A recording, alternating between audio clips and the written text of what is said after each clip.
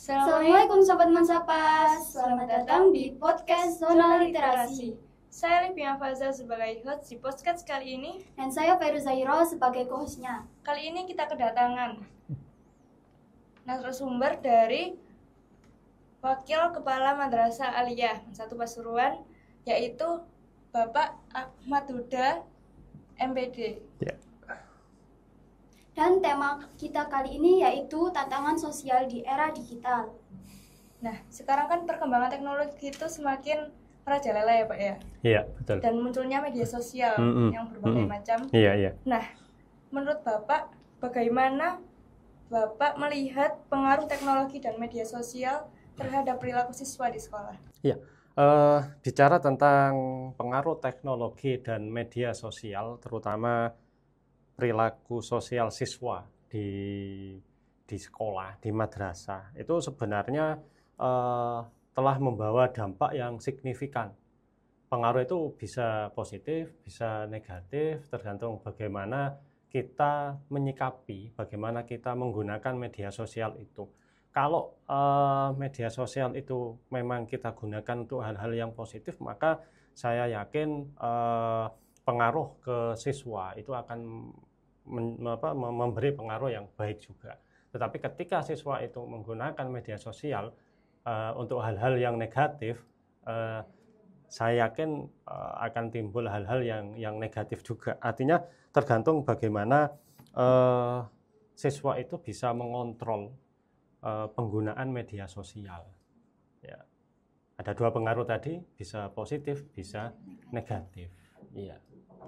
Itu untuk pengaruh media sosial. Dan itu tidak bisa kita pungkiri, media sosial itu merupakan sebuah kebutuhan. Iya, kalau dulu mungkin media sosial dalam ilmu ekonomi itu ada kebutuhan primer, ada kebutuhan sekunder. Media sosial itu kalau saat ini menjadi media menjadi sebuah kebutuhan primer. Coba satu hari kalau tidak bawa HP itu ya, tidak bermedia sosial, seakan-akan dunia ini hampa. Oleh karena itu maka perlu ada sebuah kontrol penggunaan media sosial. Itu penting sekali. Sehingga bisa kita gunakan untuk hal-hal yang positif. Untuk mencari literatur ketika kita mendapat tugas dari guru. Ya, untuk mencari informasi yang positif, untuk mencari media pembelajaran, itu sangat penting sekali. Oleh karena itu sekali lagi kontrol terhadap media sosial ini penting. Kuncinya satu, dikontrol penggunaan media sosial gitu. Iya. Nah, Pak, ya. Sekarang kan banyak kasus cyberbullying ya. Nah, di Man 1 Pasuruan itu apakah ada kasus cyberbullying dan bagaimana cara Bapak mengatasinya? Kalau secara umum cyberbullying, kalau saya bicara bullyingnya dulu ya.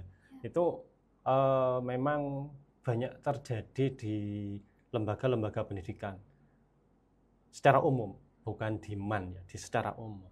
Kalau kita lihat ke cyberbullying, penggunaan media sosial, penggunaan HP untuk melakukan bullying itu memang ada sebuah peningkatan secara umum, sehingga ada pelatihan bagaimana mengatasi bullying tersebut. Itu sampai harus masuk ke kurikulum, jangan sampai terjadi bullying. Nah, kalau di Man selama ini yang saya ketahui, data di Tatib untuk bullying, apalagi ke cyberbullying, hampir tidak ada. Karena ada beberapa hal yang menjadi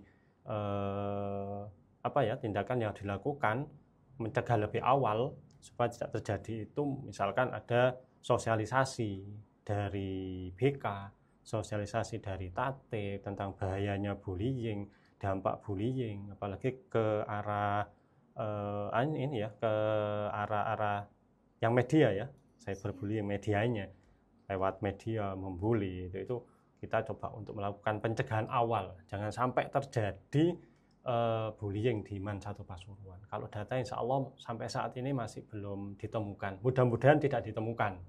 Ya. Sekarang kan semua orang itu sudah mempunyai gadget ya Pak ya, apalagi kalau anak-anak kecil gitu kan. Nah, itu kan kayak apa ya, mempengaruhi gitu kan. Nah, apakah menurut Bapak itu gadget itu bisa membuat interaksi antara teman-teman di siswa itu apakah bisa terpengaruh gitu ya? terpengaruh? Iya. Penggunaan gadget dan media sosial tentu memiliki pengaruh ya terhadap cara siswa berinteraksi. Pasti itu dengan teman-temannya, apalagi di era digital saat ini. Kalau zaman saya dulu itu tidak ada HP, tidak ada media sosial, itu komunikasi dengan interaksi dengan teman itu sangat menarik. Iya, sangat menarik. Kerjasama, apalagi gotong royong, kelompok itu seakan-akan menyatu. Tapi ketika sudah ada yang namanya HP, ada media sosial, ada gadget itu ini akan muncul sifat-sifat individu. Contoh ketika bicara gini ya saya bawa HP, mbaknya bawa HP, seakan-akan bicara sendiri.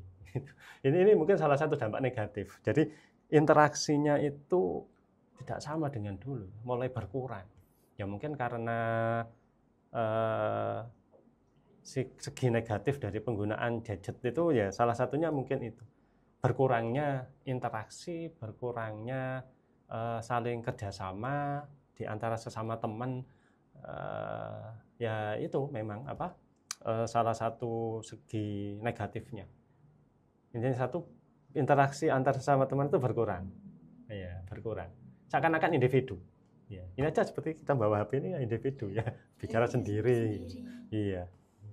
Nah, kan bagaimana cara sekolah itu membantu anak yang mungkin memiliki masalah keterbelakangan mental terkait penggunaan teknologi yang berlebihan, Pak? Bukan keterbelakangan, Mbak. Kesehatan mungkin. Iya. Kesehatan mental. Ada empat hal yang dilakukan di MAN 1. Yang pertama adalah identifikasi dini. Identifikasi dini itu artinya melakukan tindakan awal. Ini yang dilakukan oleh pihak lembaga. Pelatihan ke guru. Mengenali masalah kesehatan mental dari siswa yang diakibatkan oleh penggunaan media sosial.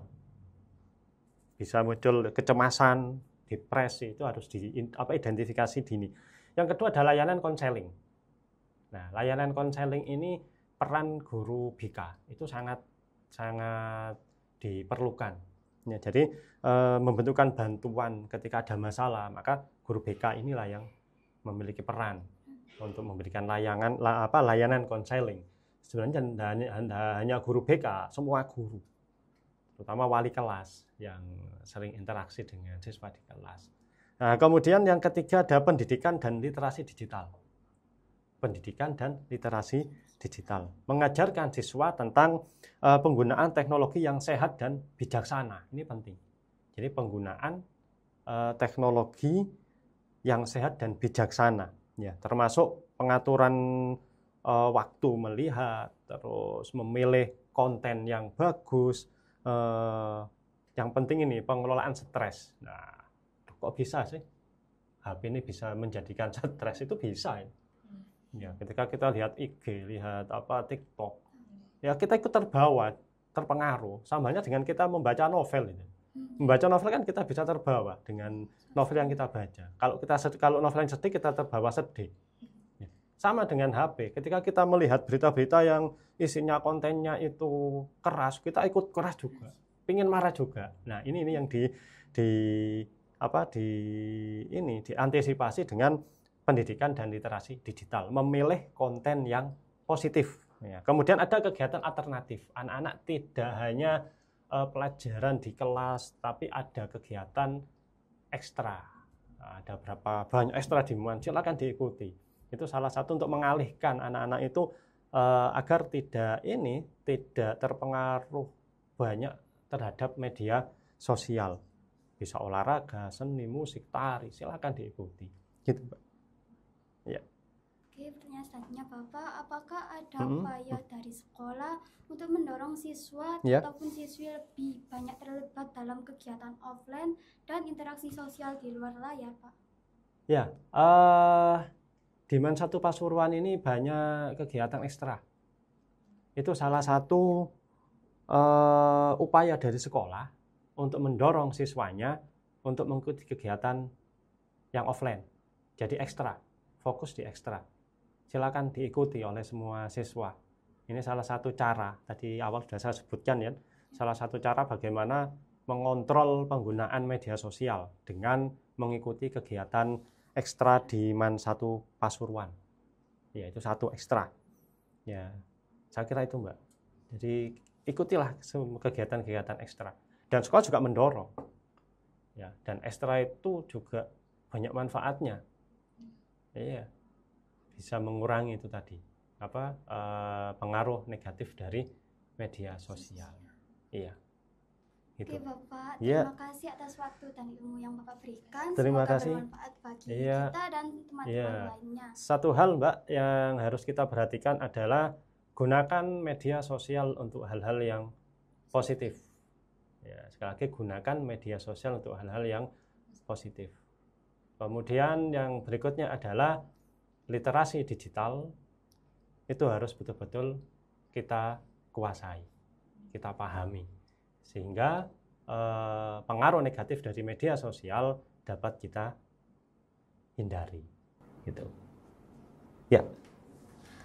Oke, kita sudah sampai di penghujung acara pada podcast Zona Literasi. Sampai jumpa di podcast kita selanjutnya. MAN 1 Pasuruan, mandiri berprestasi, Berkelas dunia.